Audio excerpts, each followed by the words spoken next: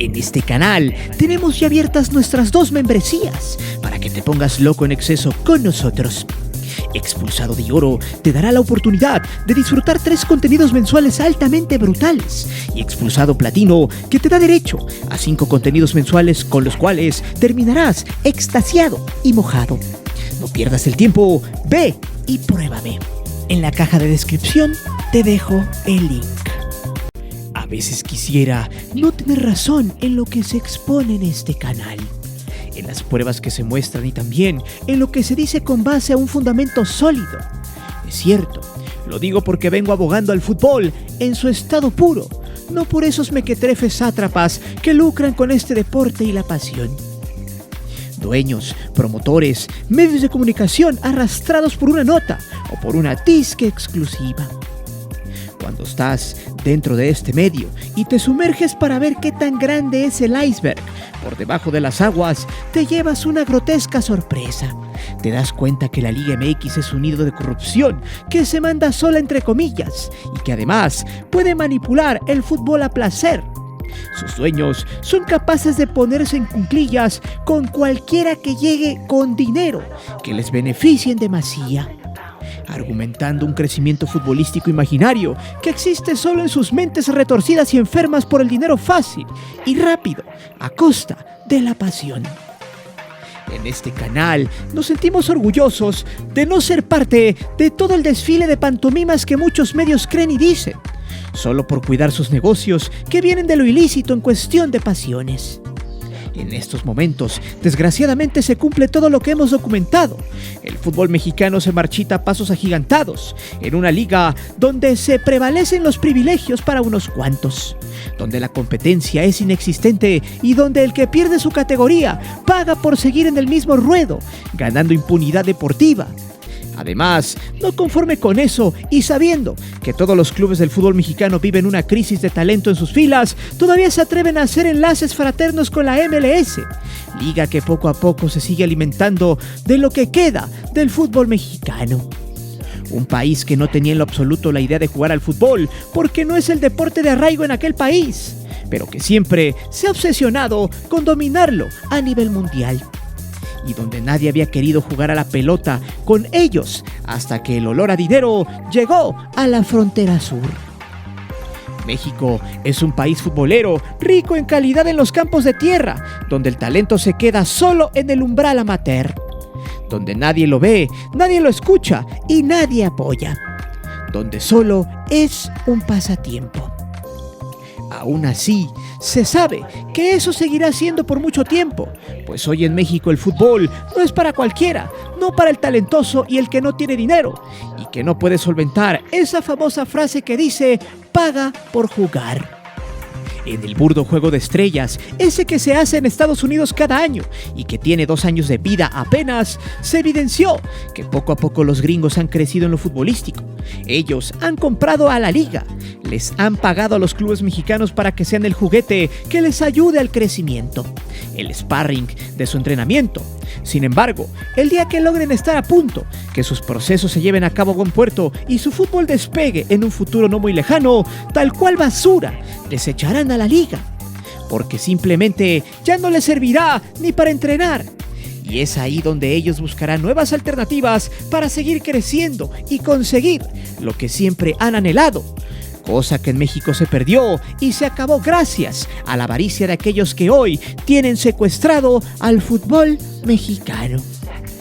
Prepárate, porque esta vez pasaremos por lo que le depara el futuro a un fútbol que en sus mejores tiempos fue romántico en México, con el que crecimos y el que extrañamos, cuando antes la calidad imperaba no solo en las canteras, sino también en los extranjeros que deseaban venir a México para construir una gran historia que hoy yace en el bote de la basura. Es por eso que hoy te presento MLS contra la Liga MX, la lápida que acabó con el fútbol mexicano. Antes de seguir con el video, te invito a suscribirte al canal, activa la campana para que recibas todas las notificaciones de nuestro material y de las narraciones en vivo. Y también ya puedes hacerte miembro del canal, donde recibirás contenido extra muy fregón, solo para el que quiera ponerse guapo. Te divertirás, te lo aseguro.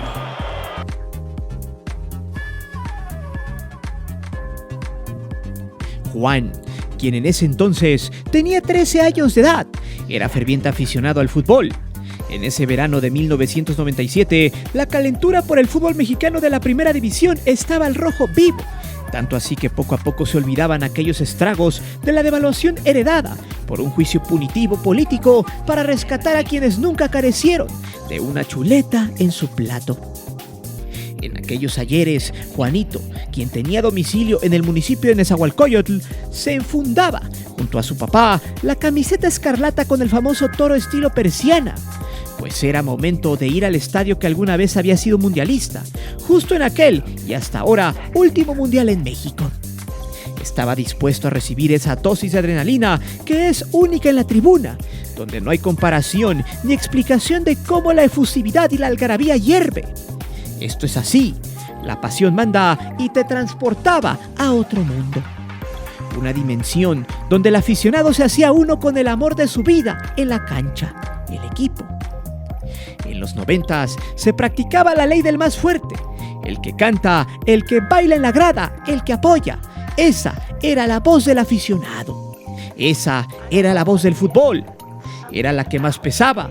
Así, en las inmediaciones del estadio Nesa 86, el videro de gente, apasionados, caminaban con su bandera y su corneta de plástico.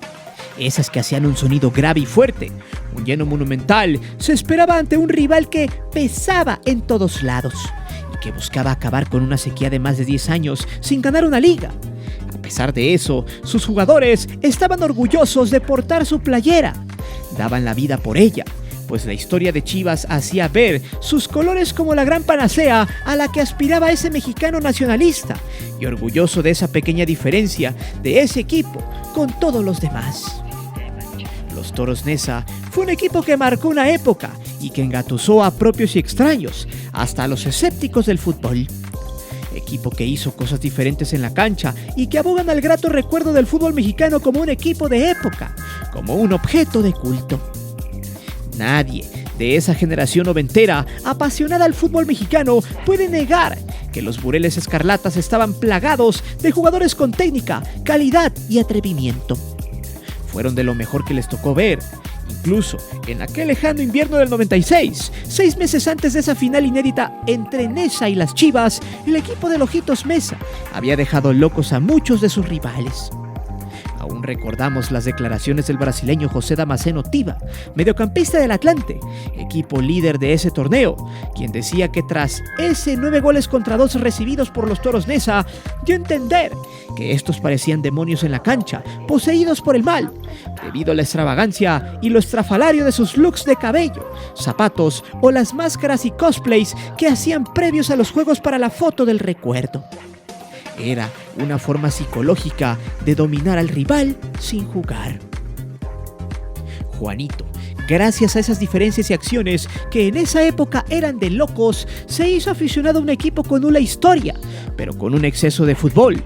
Porque esto es lo que hace la fusión y la sinergia entre afición y equipo. El fútbol. Y mientras la calidad en la cancha prevalezca, este deporte lo hará a nivel profesional y generará muchos dividendos. Aquel Toros Neza de Mohamed, Saavedra, Pablo Larios, Lusenhoff, El Pony Ruiz, Miguel Herrera, Memo Vázquez, Germán Arangio, Carlos Humberto González, Ramiro Romero, entre otros, fue un equipo de época a pesar de su corta duración en el fútbol mexicano. Pero es el ejemplo perfecto de que la pasión siempre estará intacta en ese aficionado ferviente o naciente como Juan, quien en esa tarde del 29 de mayo de 1997 entraba al estadio, tomado de la mano de su padre, quien le había inculcado a su hijo el amor por el fútbol. Y por una tradición mexicana que está arraigada desde los campos más amateurs posibles, porque la calidad del mexicano para jugar a la pelota y su pasión por ella es única. Esa tarde, Toros Neza peleaba la final, que perdería días más tarde en Guadalajara por goleada. Sin embargo, Juan nunca dejaría de apoyar, y hasta nuestras fechas, ese recuerdo lo invade y le deja un sabor amargo de un triste recordar que, poco a poco, acaba con la pasión que le queda en su alma y en sus viejos recuerdos.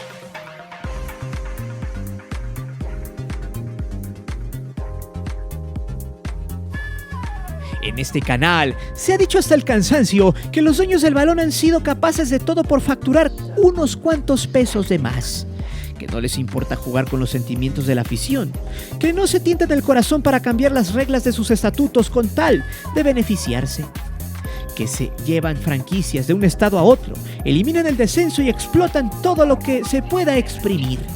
Algunos al amparo hasta del poder público, sin respetar a la afición. Y como en México ya explotaron esa mina de oro hasta donde pudieron, punto que tocaremos al final, debido a que hay un fenómeno interesante. Las sátrapas, dueñas del balón, han encontrado una nueva forma de hacerse montones de dinero, y lo mejor para ellos es que su nuevo juguete lo pueden detonar en dólares. Se puede multiplicar. En este punto es muy importante aclarar que este canal no se condena que la liga haga dinero. Todos sabemos que eso es lo único que les interesa. El verdadero problema es que su nueva gallina de los huevos de oro está enfocada en jugar con los sentimientos de una afición, más allá de lo futbolístico. La clave de todo esto viene de lo siguiente. La MLS, en conjunto con la Liga MX y la empresa Zoom, se están apegando al sentimiento que se despierta en la comunidad hispana cada que la selección mexicana o los equipos mexicanos disputan un partido en la tierra de las barras y las estrellas. La gente con raíces mexicanas no escatima en pagar el alto costo del boletaje con tal de conectar con un pedacito de su nación, gracias a la pasión. Con tal de echar porras, gritar madres y sentirse mexicano mientras hacen la ola o escuchan la música regional mexicana o el mariachi que les ponen en el estadio. El gran negocio en los Estados Unidos no tiene que ver nada con el fútbol que ofrecen, sino con el arraigo que logran activar en un público ávido de conectar con sus orígenes, que extraña su tierra. Esta es la parte miserable y carroñera en la que una empresa detectó una necesidad emocional en una franja de la población que habita en los Estados Unidos, y su nuevo proyecto es explotarla hasta donde se pueda. Pues entre más conectada esté esa afición con este negocio, más fácil será seguir sacando dinero, olvidándose por completo de lo que realmente importa, que es el fútbol. Y como la gente de marketing y los analistas de mercado ya se dieron cuenta que los hispanos van a consumir todo lo que tenga que ver con el fútbol entre los Estados Unidos y sus países de origen, la idea es llevar el negocio aún más allá. Y se nota a leguas que su estrategia es imponer, aparte de inventarse una falsa rivalidad entre la MLS y la Liga MX. Pero ojo, porque no se puede negar que los juegos a nivel selección entre el tricolor y los Estados Unidos ya despiertan cierto morbo y se han dado muy buenos partidos. Pero de ahí a que exista ya una rivalidad como tal entre la Liga MX y la MLS es algo que no existe en la afición. Es algo que no le interesa al público mexicano y es probable que este sea el nuevo objetivo, una nueva variante a lo establecido. Es por eso que en el partido de estrellas de la MLS contra la Liga MX, curiosamente, la transmisión de ESPN se cansó de bombardear al auditorio con la palabra rivalidad. Esto fue dicho de manera forzada por Pietrasanta en varias ocasiones, y a pesar de que el juego tuvo sus altibajos en los momentos donde hubo mejor nivel, Pietrachafa decía que la rivalidad de estas ligas se sentía en el terreno de juego. Asimismo, cuando entrevistaron a Carlos Vela y al Chicharito, se les preguntó por esta rivalidad. Obviamente los jugadores contestaron de forma diplomática y ambos dijeron que habían disfrutado el juego y que estaban contentos por llevarse la victoria. Sin embargo, lo que se esconde detrás de todo esto es la intención y la línea que están marcando. Porque es evidente que así como la televisión quiso imponer el famoso clásico del periférico entre el América y el Monarcas Morelia, tan solo por ser equipos de los dueños de TV Apesta y Telerisa, también tratan de inventarse rivalidades o hasta piensan en generar clásicos inexistentes. Si la fórmula les funciona, tengan por seguro que este negocio durará muchos años más. Desde hace mucho tiempo, los medios de comunicación tradicionales eran la ruta idónea para instalar en la población algunas ideas, muchas creadas para fines mercantiles o de creencias.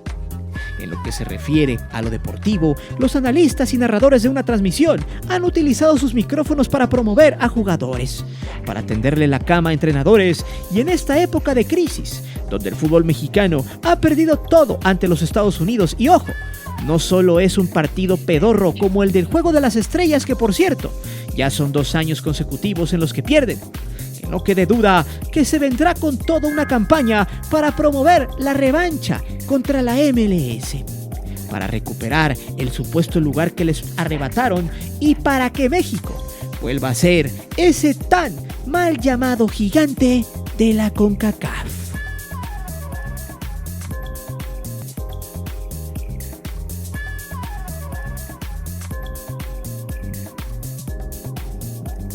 Desde hace algunos años, la selección mexicana factura $2 millones por cada partido molero en Gringolandia. Y a pesar de que estos partidos carecen de buen nivel futbolístico, que México no lleva a sus jugadores europeos y que sus rivales suelen ser selecciones poco competitivas, el público responde y el boletaje para estos partidos suele agotarse en pocos minutos. En este sentido, la opinión sobre la Leagues Cup puede estar dividida. Habrá quienes crean que es una buena plataforma, que los juegos entre equipos más importantes de ambas ligas son agradables al espectáculo y que el nuevo formato para el 2023 será todo un éxito.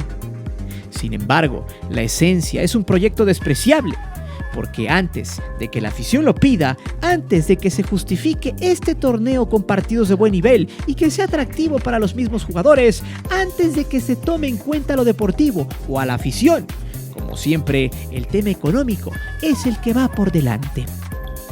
Y para muestra, vale la pena señalar lo que ocurrió en estos partidos que se disputaron entre los equipos de la MLS y la Liga MX. Además de la última edición del Juego de Estrellas, del cual ya sabemos el resultado. En números, este último partido se desarrolló en el Allianz Field, un inmueble con capacidad para 19,400 espectadores y que vendió su boletaje en tan solo media hora. El boleto para el torneo de habilidades y destrezas, donde la gente pudo ver a los futbolistas en diferentes pruebas donde demostraron su técnica y habilidades, fue general. Tuvo un costo de $25. Por otro lado, en la página de la MLS se menciona que el costo promedio de los boletos para la edición 2022 del Juego de Estrellas era de $60. Pero ojo, porque es posible que haya habido boletos desde los $30, que es el precio más caro para un partido de jornada regular en el Minnesota Allianz, y que los boletos más caros para ese encuentro hayan superado los $100, lo cual generaría tan solo de boletaje un estimado entre 1.300.000 y los $2 millones. A esto se le tendría que agregar todo lo que se vende en el estadio, el tema de los patrocinadores, la publicidad, los derechos de televisión y todo lo que se genera en este tipo de partidos. Pero vayamos a ver la historia de su primera edición para que más o menos se den una idea por dónde va el negocio, pues se tiene que mencionar que, según el portal Bar Deportivo, en la pasada edición del Juego de Estrellas de la MLS se generó un impacto económico entre los 14 y los $19 millones, de los cuales tan solo de la venta de boletos se arrojó una demanda de 4.7 millones de verdes. El resto de ese dinero fue de todas las actividades que se dieron en la ciudad de Los Ángeles alrededor del fútbol. Porque el verdadero negocio para la MLS se da en otras latitudes donde el boletaje se dispara considerablemente. Basta señalar que para el encuentro entre el América y Los Ángeles FC en el estadio SoFi, los boletos más baratos del encuentro fueron de $76, alrededor de 1.558 pesos mexicanos en la parte superior del estadio, denominada Outer, mientras los más caros son los de la Lower VIP, con un valor de $343, un equivalente a 7.032 pesos mexicanos, que se encuentran a nivel de cancha en la parte central del estadio. Si usted analiza, en México los abonos más caros rondan desde los 7,000 a los 10,000 pesos por semestre. Estamos hablando que un simple juego entre un equipo de la MLS y de la Liga MX puede llegar a costar lo de todos los juegos de local de tu equipo favorito en la liga. Lo importante es demostrar que la empresa Zoom no quiere elevar la competencia entre estas ligas, tampoco quiere consentir a un sector de la afición de forma amigable y hasta romántica, porque después de ver las ganancias que se facturan en los Estados Unidos gracias al arraigo y al cariño que tiene la afición mexicana, es cuando se entiende cómo se están lamiendo los bigotes con la nueva edición de la Leagues Cup para el 2023. La cual, en viva voz del impresentable de Mikel Arriola, se dijo que habrá 77 partidos en 15 sedes, seguramente la mayoría en los Estados Unidos, y donde haya muchos mexicanos que puedan pagar por este circo, con la justificación de que es un torneo que les generará mucho dinero en derechos de transmisión y que las ganancias supuestamente se repartirán entre los clubes, quienes supuestamente invertirán en las canteras, las cuales supuestamente debutarán. Y entonces, supuestamente habrá espectáculo y progreso en el fútbol mexicano. Y este incrementará de nivel, dijo este payaso gerente politiquero de cuarta. El fútbol mexicano ha entrado en una catarsis, en un estado de involución absoluta, porque en el siguiente punto pondremos sobre la mesa varios argumentos y mostraremos cómo este tipo de cosas hacen que un buen sector de la afición, que aún es ignorante y quiere romantizar el fracaso, sigue sin creer que la MLS ya domina a placer al fútbol mexicano. Y ojo, esto no es solo de un partidito de circo, el cual muchos bailan y aplauden.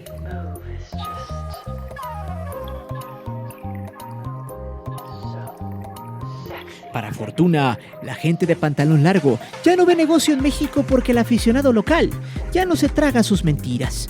Ya no los consumen demasía porque se ha dado cuenta que todo es una mentira. El rumbo del balompié mexicano se va al caño, cosa que entre la ignorancia de los paisanos no sucede, y es ahí donde el negocio fluye.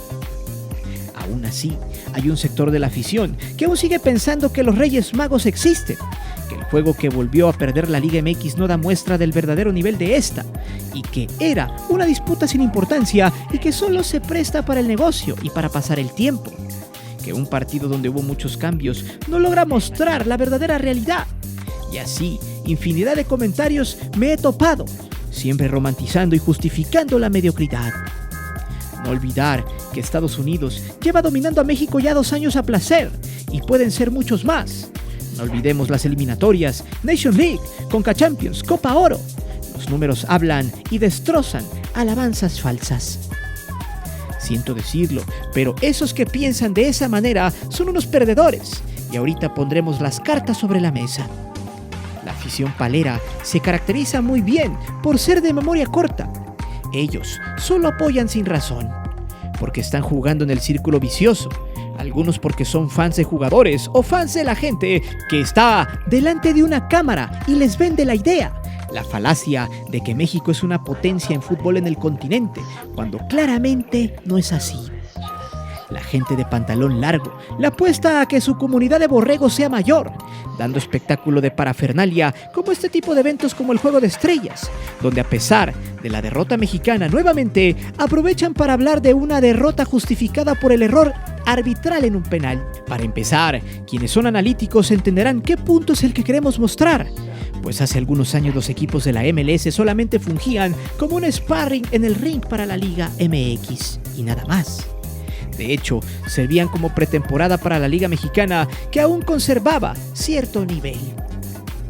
Lo mejor era que en aquellos ayeres, como en la época de los Toros Neza o en las distintas épocas donde las Libertadores y las Sudamericanas eran objeto de deseo de los mexicanos por el nivel, y además de que la ambición de jugadores extranjeros de calidad por llegar al fútbol mexicano era mínima pero muy probable de darse, y así potenciar el nivel de esta liga. Sin embargo, esas ganas por venir a jugar a México para tener cierto nivel se han extinguido. Hoy, quien viene a nuestro país solo lo hace por dinero, por hacer negocio y ganarse una vida mejor, dejando de lado los procesos a los jóvenes y canteras que yacen ahí en el olvido, navegando en la corrupción y en el elitismo absoluto. Precisamente, por si fuera poco, el único gol de la Liga MX contra los gringos en este partido fue de un canterano llamado Kevin Álvarez, un tipo que ha mandado mensajes subliminales desde abajo. Hoy, el fútbol mexicano tiene proyecto, pero no tiene futuro. Y aunque suene muy trillado, aquí la crítica no es contra un juego de estrellas, ni contra el que hagan dinero, porque al final esto es un negocio. El problema viene cuando quieren vender ilusiones, farsas, falsas realidades entre comillas que nunca serán. Porque más allá de que el negocio esté en Estados Unidos, el principal combustible para que la gente consuma este producto es sentirse un poco más cerca de su tierra y de su patria. La Liga MX está exprimiendo hasta donde se pueda el paisa, bombardeando con sus medios tradicionales mentiras que a la postre fungirán como una verdad hasta que de plano el mexicano arraigado en Estados Unidos caiga en cuenta que todo es una triste y aberrante simulación. Por eso, en estos momentos, Juanito, el fiel aficionado de Toros Neza, como muchos otros que crecieron en una época donde el fútbol mexicano iba progresando, llevaron su pasión al límite. Hoy, muchos de ellos simplemente se han alejado no del fútbol, sino del negocio de quienes tienen sumido en la pobreza futbolística a una liga que se fue degradando lentamente. Pero dime, ¿qué más se necesita explicar y demostrar para entender la caída del fútbol mexicano? ¿Eres de los que justifican las derrotas? Déjame tus argumentos aquí abajo. Recuerda que aquí leemos siempre los comentarios y no olvides de suscribirte, ni de hacerte miembro del canal, ni de activar la campana de notificaciones. Mi nombre es Guillermo Antonio. Nos vemos hasta la próxima.